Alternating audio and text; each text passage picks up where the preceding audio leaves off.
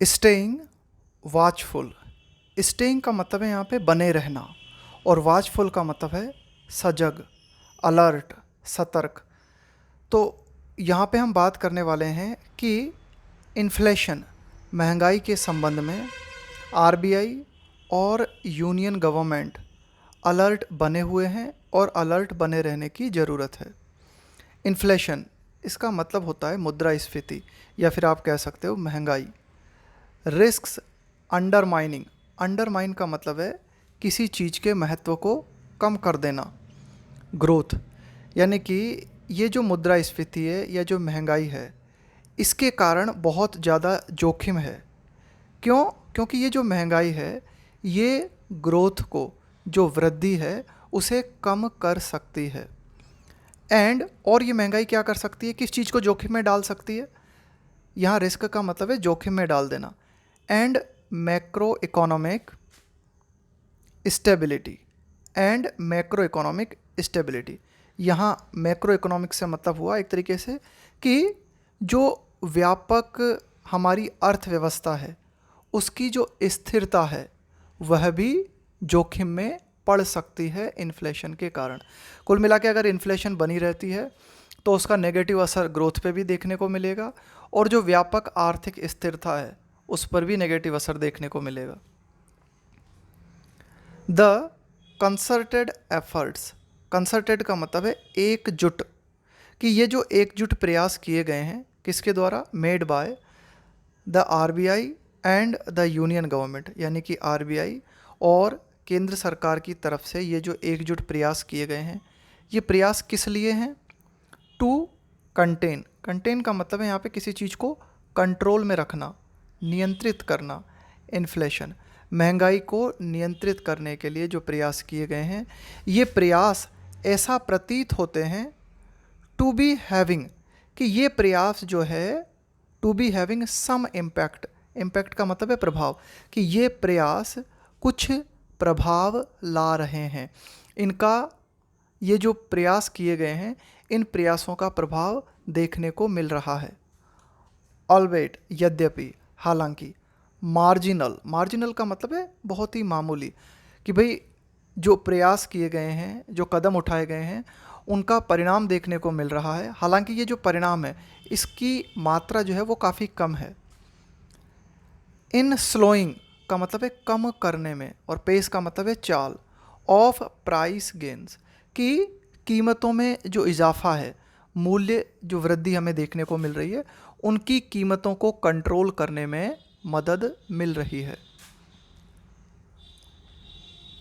The latest retail inflation data show. Retail का मतलब होता है खुदरा, कि अभी हाल ही में जो खुदरा क्षेत्र में मुद्रास्फीति के जो आंकड़े हमारे सामने हैं वो यही दिखाते हैं कि जो प्रयास महंगाई को नियंत्रित करने के लिए किए गए हैं, उन प्रयासों का कुछ इम्पैक्ट, कुछ प्रभाव हमें देखने को मिल रहा है। हालांकि ये प्रभाव जो है काफ़ी मामूली है। प्राइस गेन्स, कीमतों में ये जो इजाफा हमें देखने को मिल रहा है ना, price gains, as measured by the CPI, consumer price index, उपभोक्ता मूल्य सूचकांक। इसके द्वारा क्या किया जाता है? मापा जाता है, मुद्रास्फीति को मापा जाता है। एज मेजर्ड बाय, तो ये जो कीमतों में वृद्धि है जिसको कि CPI के द्वारा जो है मेज़र किया गया, मापा गया। ईज़, ईज़ का मतलब होता है कम होना, थोड़ी सी है ना, रिडक्शन देखने को मिली है ना। Eased almost इम्परसेप्टिबली। इम्परसेप्टिबली का मतलब है कि भाई जो चीज़ आपके ठीक तरह से नोटिस में नहीं आए, यानी कि अंतर तो आया है लेकिन वो अंतर जो है ना अननोटिसिएबल है, यानी कि बहुत ही मामूली अंतर है। Almost imperceptibly to 7.01% in June from May 7.04%, यानी कि मई मंथ की अगर हम बात करें तो मई में जो है कितनी थी ये इन्फ्लेशन? 7.04%, और अब जून में थोड़ा सा रिडक्शन देखने को मिला है, और अब जून में कितनी है? 7.01%। तो बड़ी ही मामूली जो है गिरावट आई है इन्फ्लेशन में, लेकिन फिर भी आप कह सकते हो कि कुछ पॉजिटिव, ये भी पॉजिटिव न्यूज़ है एक तरीके से। विद फूड प्राइस इन्फ्लेशन, कि ये जो फूड प्राइस इन्फ्लेशन है ना, कि भाई जो खाने पीने की सामग्री है इसके बारे में अगर हम बात करें ना, कि खाद्य खाद्य मूल्य मुद्रास्फीति की अगर हम बात करें, स्लोइंग, इनमें कमी देखने को मिली है हमें फूड प्राइस इन्फ्लेशन में। कितनी? बाय अ डिस्टिंक्ट, डिस्टिंक्ट का मतलब है बिल्कुल क्लियर, 22 बेसिस पॉइंट है ना, कि 22 पॉइंट्स की कमी फूड प्राइस इन्फ्लेशन में देखने को मिली है। और अब फूड प्राइस इन्फ्लेशन कितनी है? 7.75% है ना, गिरावट के बाद में इतनी है 7.75%। ऑफ द 12 आइटम्स, कि 12 आइटम्स की अगर हम बात करें जो कि निर्मित करते हैं ना, कंप्राइजिंग, जो कि निर्मित करते हैं the food and beverage basket. यहाँ पे फूड एंड बेवरेज बास्केट का मतलब हुआ कि ये जो आपके खाद्य पदार्थ हैं, इसके अलावा जो पेय पदार्थ हैं, है ना, तो यानी कि खाने और पीने के जो भी आइटम्स हैं उनमें अगर हम 12 आइटम्स की बात करें, है ना, almost half the weight of the CPI. CPI ये जो उपभोक्ता मूल्य सूचकांक मापा जाता है, इसमें ये जो 12 आइटम्स हैं इनका वेटेज जो है ना वो लगभग आधा है। यानी कि सीपीआई 50% डिपेंड करता है इन 12 आइटम्स पे। और ये जो 12 आइटम्स हैं इनकी जो कीमतें हैं, द प्राइसेस, इनकी अगर हम बात करें, the prices of pulses and edible oils, edible oil का मतलब है खाद्य तेल, है ना, edible oils, the prices of pulses and edible oils, कि दालों की कीमतें और खाद्य तेल की कीमतें बोथ श्रैंक, इन दोनों में हमें क्या देखने को मिला? कमी देखने को मिली, है ना, गिरावट देखने को मिली from a month earlier. Earlier का मतलब है पूर्व वाला, पहले वाला, कि पिछले महीने की तुलना में अगर हम देखें तो इस महीने दालों की कीमतों में और खाद्य तेलों की कीमतों में जो है थोड़ी कमी देखने को मिली। Prices of the key cooking medium, कि अगर हम बात करें कि जो प्रमुख जो हमारा कुकिंग तेल है उसकी अगर हम बात करें, which had been on a boil, अगर कोई भी चीज़ है उसके लिए हम कहते हैं कि it is on a boil, इसका मतलब है वो बहुत ही हाई लेवल पे है। Which had been on a boil, amid का मतलब है के बीच, अ सप्लाई शॉक। तो देखो सप्लाई शॉक का मतलब है कि जो पूर्ति होती है उस चेन में बहुत ही ज़बरदस्त झटका लगा था फ्रॉम यूक्रेन एंड इंडोनेशिया, यानी कि यूक्रेन और इंडोनेशिया से काफ़ी मात्रा में जो है ये जो कुकिंग ऑयल है इसको बहुत ज़्यादा मात्रा में जो है इंपोर्ट किया जाता है। तो इसकी सप्लाई को भी बहुत ज़बरदस्त झटका लगा था। तो जब सप्लाई में झटका लगा था तो उसके चलते क्या हुआ था, इनकी कीमतें बहुत बढ़ गई थी, है ना, ये जो कुकिंग ऑयल की अगर हम बात करें। तो अब इन कीमतों में भी थोड़ी कमी आई है। हैव कूल्ड का मतलब है थोड़ी गिरावट आई है, थोड़ी सी कमी आई है ना।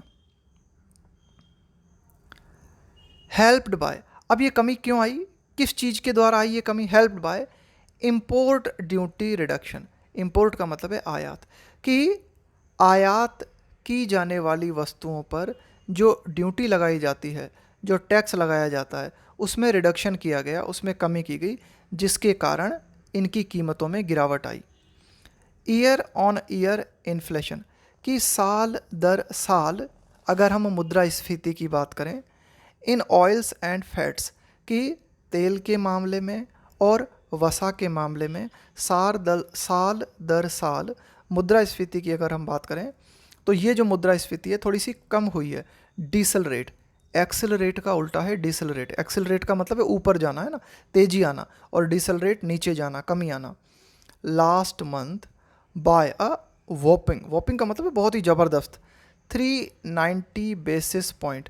तो कुल मिला के साल दर साल अगर हम तुलना करें तो तेल और वसा की जो कीमतें हैं पिछले महीने, इनमें हमें बहुत ही ज़बरदस्त 390 पॉइंट्स की गिरावट देखने को मिली। और कितनी रही गिरावट होने के बाद में, ये जो परसेंटेज है महंगाई, 9.4%। विथ द इंडेक्स, और इनके माध्यम से हमें क्या देखने को मिला, ये जो हमारा सूचकांक है श्रिंकिंग, उसमें थोड़ी सी, श्रिंक का मतलब है सिकुड़ना, कमी आना, गिरावट आना, 0.7% on a sequential basis. Sequential basis का मतलब है क्रमवार, जैसे अगले ये महीना इसके बाद अगला महीना, फिर अगला महीना, तो इसे हम क्या कहेंगे, सीक्वेंशियल बेसिस कहेंगे। तो इस आधार पर भी 0.7% की कमी आई। And prices of pulses contract, contract का मतलब भी होता है कमी आना, सिकुड़ना, है ना, इसका मतलब यही होता है। And prices of pulses contracted both from a year earlier and the preceding, का मतलब है पहले वाला, पूर्व वाला, प्रीसीडिंग मंथ, कि दालों की जो कीमतें हैं उनमें भी कमी आई, पिछले साल से तुलना करें तो भी कमी आई, और जस्ट पहले वाले महीने से अगर हम तुलना करें तो उसकी तुलना में भी जो है दालों की कीमतों में कमी आई। The other major positive sign of a policy measure, कि एक और जो बड़ा सकारात्मक संकेत है कि भाई जो भी हमने अभी हाल ही में जो भी हमने पॉलिसी से जुड़े हुए जो भी हमने कदम उठाए हैं, जो भी उपाय हमने किए हैं, ट्रांसलेटिंग, ट्रांसलेट का मतलब है यहाँ पे परिवर्तित होना, कि हमारी जो पॉलिसीज़ में चेंज किए गए आरबीआई के द्वारा, सरकार के द्वारा, और उन परिवर्तन का जो एक और सकारात्मक संकेत हमें देखने को मिला है वो क्या है, टू सॉफ्टर प्राइसेस, कि भाई जो measure translating to softer prices, कि भाई जो कीमतें हैं वो थोड़ी कमी हुई है, सॉफ्ट हुई हैं। वाज विथ ट्रांसपोर्टिंग फ्यूल्स, कि भाई the other major positive signs of a policy measure translating to softer prices was with transportation fuel, कि ये जो आपका परिवहन से संबंधित जो ईंधन है उसमें भी थोड़ा सा जो है रिलैक्सेशन देखने को मिला है, थोड़ी राहत देखने को मिली है ना, कि भाई ये भी एक सकारात्मक संकेत था। द सेंटर्स रिडक्शन, केंद्र सरकार के द्वारा जो कमी की गई ऑफ एक्साइज ड्यूटी, कि भाई ये जो उत्पाद शुल्क है हमारा, है ना, कि भाई इसमें जो कमी की गई है ना, एक्साइज ड्यूटी में कमी की गई। ऑन पेट्रोल एंड डीजल, कि पेट्रोल और डीजल पे सरकार के द्वारा जो एक्साइज ड्यूटी लगाई जाती है, इस एक्साइज ड्यूटी में थोड़ी सी कमी की गई, तो पेट्रोल और डीजल में भी लोगों को राहत मिली। इनमें अभी एक्साइज ड्यूटी पेट्रोल और डीजल में कम की गई थी, मई में। मैनिफेस्ट, मैनिफेस्ट का मतलब होता है किसी चीज़ का फैलाव होना। मैनिफेस्टेड इन अ सिग्निफिकेंट, काफ़ी हद तक, बहुत ही महत्वपूर्ण, ईजिंग, कमी आना, इन इन्फ्लेशन। तो इस पेट्रोल और ये जो आपका पेट्रोल और डीजल है इनमें एक्साइज ड्यूटी में जो कमी की गई, तो उसके माध्यम से हमें क्या क्या देखने को मिला, बहुत ही महत्वपूर्ण जो है हमें कमी देखने को मिली इन्फ्लेशन, महंगाई में। In the transport and communication, कि ये जो परिवहन क्षेत्र है, इसके अलावा ये जो संचार क्षेत्र है, इनमें कमी देखने को मिली है ना। इंडेक्स है ना, कि भाई ट्रांसपोर्ट एंड कम्युनिकेशन जो इंडेक्स है हमारा, ये जो सूचकांक है, इसमें भी जो है कमी आई। ईयर ऑन ईयर, साल दर साल अगर हम बात करें, the rate slowed by 260 basis points to 6.9%, कि भाई ट्रांसपोर्ट और कम्युनिकेशन इंडेक्स में कितनी कमी हमें देखने को मिली, 260 बेसिस पॉइंट की कमी देखने को मिली, और फाइनली ये सूचकांक कितना रहा, 6.9%। वाइल सीक्वेंशली, और अगर हम क्रमिक रूप से बात करें, इट श्रंक, इसमें कमी आई, गिरावट आई, कितनी, बाय 120 बेसिस पॉइंट, है ना, कि क्रमिक रूप से 100, है ना, महीने दर महीने 120 बेसिस पॉइंट की कमी देखने को मिली। और साल दर साल अगर हम बात करें तो ट्रांसपोर्ट और कम्युनिकेशन इंडेक्स जो है इसमें 260 बेसिस पॉइंट की कमी आई, और यह 6.9% रहा। स्टिल, फिर भी, it would be way too premature, देखो प्री मैच्योर का मतलब है अपरिपक्व अवस्था, है ना, कि भाई प्री मैच्योर का मतलब है कि आप ये, it would be way too premature, इसका मतलब हुआ कि ये कुछ ज़्यादा ही जल्दबाजी होगी फॉर पॉलिसी मेकर्स, कि नीति निर्माताओं के लिए ये बात कुछ ज़्यादा ही जल्दबाजी भरी होगी कि वे क्या करें, टू ड्रॉप देयर गार्ड। देखो, ड्रॉप वंस गार्ड, इसका मतलब होता है कि जो आप अलर्ट बने हुए हो ना, अपने जो प्रयास हैं आपके सजग बने रहने के, उनमें आप ढिलाई बरतते हो। तो कुल मिला के कि भाई जो प्रयास सरकार और आरबीआई कर रही है ना, उन प्रयासों को लगातार उन प्रयासों को लगातार जारी रखना होगा। इन प्रयासों में बिल्कुल भी ढिलाई देना जो है प्री मैच्योर होगा, ये एक अपरिपक्वता की निशानी होगी। With 9 of the 12 items in the food and beverage basket, कि ये जो 12 आइटम्स हैं कि भाई खाद्यान्न क्षेत्र से संबंधित और ये जो पेय पदार्थ हैं इनसे संबंधित 12 आइटम्स में से जो 9 आइटम्स हैं representing almost 80% of the sub index, कि 12 में से ये जो 9 आइटम हैं ये प्रतिनिधित्व करते हैं किसका, कि भाई जो उप सूचकांक हैं, है ना, उनमें से 80% जो सूचकांक हैं उसको प्रभावित करते हैं ये 9 आइटम्स 12 में से of the sub index. And spanning, spanning का मतलब है कवर करते हुए, है ना, कि भाई इनका क्षेत्र कहाँ तक फैला हुआ है, कि ये जो 9 आइटम्स की हम बात कर रहे हैं 12 में से, इन 9 आइटम्स में कौन कौन आते हैं, जैसे कि सीरियल्स, है ना, अनाज हो गए, मिल्क है, मीट है, वेजिटेबल्स है, शुगर है, स्पाइसेस है, मसाले हैं, एक्सपीरियंसिंग, इनमें क्या हमें देखने को मिल रहा है, इनमें क्या एक्सपीरियंस का मतलब है कि ये अनुभव हमें देखने को मिल रहा है सीक्वेंशियल क्रमिक रूप से। प्राइस गेंस, कि इनमें ये जो 80% आइटम्स हैं ना हमारे, यानी कि 12 में से ये जो 9 आइटम्स हैं, और जिन 9 आइटम्स में क्या क्या आते हैं, अनाज है, दूध है, मांस है, सब्जियां हैं, शुगर है, मसाले हैं, इनमें अभी भी क्रमिक रूप से हमें प्राइस गेंस देखने को मिल रहा है, यानी कि इनमें अभी भी हमें क्या देखने को मिल रहा है, मूल्य बढ़ोतरी देखने को मिल रही है। तो ऐसे हालातों में द गवर्नमेंट वुड नीड, सरकार को ज़रूरत होगी। देखो, इस वुड का प्रयोग हम करते हैं ओपिनियन व्यक्त करने के लिए, कि आप भविष्य के संबंध में कोई ओपिनियन दे रहे हो, है ना, या फिर वर्तमान के संबंध में आप कोई ओपिनियन दे रहे हो, तो जब आप अपना ओपिनियन देना चाहते हो ना, तो वुड का प्रयोग करते हो आप। द गवर्नमेंट वुड नीड, तो सरकार को ज़रूरत होगी टू मेंटेन, कि सरकार क्या करे, इस बात को मेंटेन करे, इस बात को बनाए रखे, किस बात को, vigil.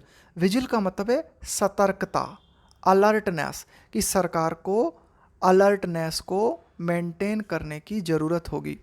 To ward off, ward off का मतलब है दूर रखना, है ना, किसी चीज़ को। To ward off any buildup, buildup का मतलब होता है निर्मित होना, ऑफ इन्फ्लेशनरी प्रेशर, कि मुद्रास्फीति के दबाव को बनने से रोकने के लिए, मुद्रास्फीति के दबाव को निर्मित होने से दूर रखने के लिए सरकार को ज़रूरत होगी कि सरकार सतर्कता को बनाए रखे।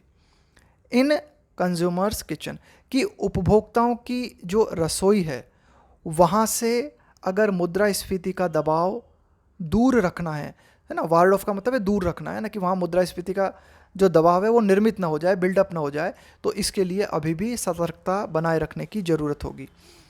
Year on year inflation in cereals, कि साल दर साल मुद्रास्फीति की अगर हम बात करें, है ना, कि भाई ये जो खाद्यान्न है, इन खाद्यान्न में साल दर साल मुद्रास्फीति की अगर हम बात करें, इसके अलावा मीट और मिल्क, इन सभी में अगर हम मुद्रास्फीति की बात करें, ऑल एक्सेलरेटेड, एक्सेलरेट का मतलब है तेजी आना, तो अनाज है, मीट है, मिल्क है, इन सभी में हमें महंगाई में तेज़ी देखने को मिली। इन जून मंथ में, फ्रॉम मे स्पेस, पेस का मतलब है चाल, कि मई मंथ में जो कीमतें थी अनाज, मीट और मिल्क की, उन कीमतों में जून मंथ में इजाफा हुआ।